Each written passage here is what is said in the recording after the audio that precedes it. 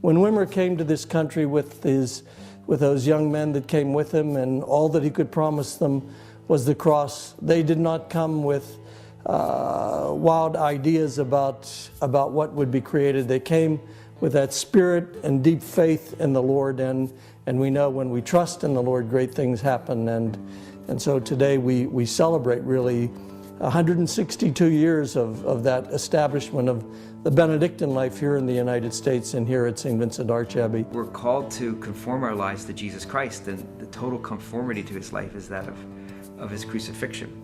So the monastic journey is one of sacrifice. That's what it means, I think, to be a successful monk, is to realize more and more that it is in our Lord that we find our joy. It is in our Lord that we find everything that we're seeking. In a monastery, the monk should not pursue what is advantageous to him, but what is good for another. It's a school of unselfishness, of other-directedness, rather than always being occupied with what I like, what I would like, what are my ambitions, etc. It's simply serving the common good. The first visit that I came out to St. Vincent, I had the experience of awe. The amount of men that are in the community and the amount of work that's done, from everything from teaching in a college to parish ministry, hospital ministry, and taking it all in was pretty overpowering at times. And but the one thing I did leave St. Vincent knowing was the fact of the amount of work that is being done here to take care of the children of God. Why do you wear the habit? Why do you dress like that? Why do you get up and pray at those hours of the day? It's my way of conforming my life to Jesus Christ, and in the eyes of the world and in my own estimation, that can be a cross at times. There should be no time that I'm not able to offer to God. And as long as I'm living within, my vows and within the right order of things, it's all part of what I'm offering to Him. From the very beginning, Wimmer put his heart and soul into establishing a wonderful educational program here at St. Vincent.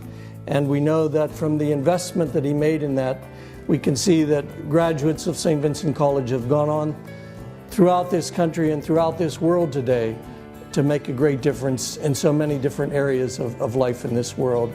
Naturally, all of us who are members of the Benedictine community share a deep interest in the college, because in educating young people in the Catholic faith and in giving them a good liberal arts education in general, I think we are living up to one of those challenges that Boniface Wimmer put forth a century and a half ago to help the Catholic population of the United States to move forward in their own vocations, wherever that may take them. And education, particularly college education, is a critical part of that project.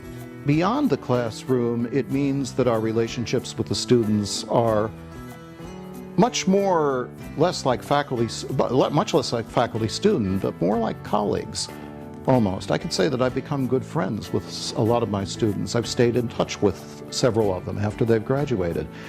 And I've had students stop by my office just to say hello, or shoot the breeze, or continue a discussion that started in class, and they feel free to do that. And I think that's true across St. Vincent, and I think the monastic charism of hospitality has a lot to do with that.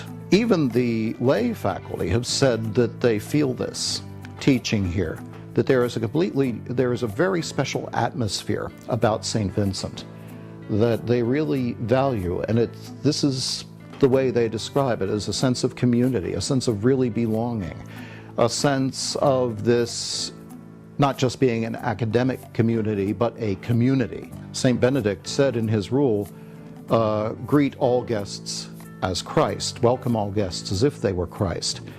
And in our case, the students are more than guests.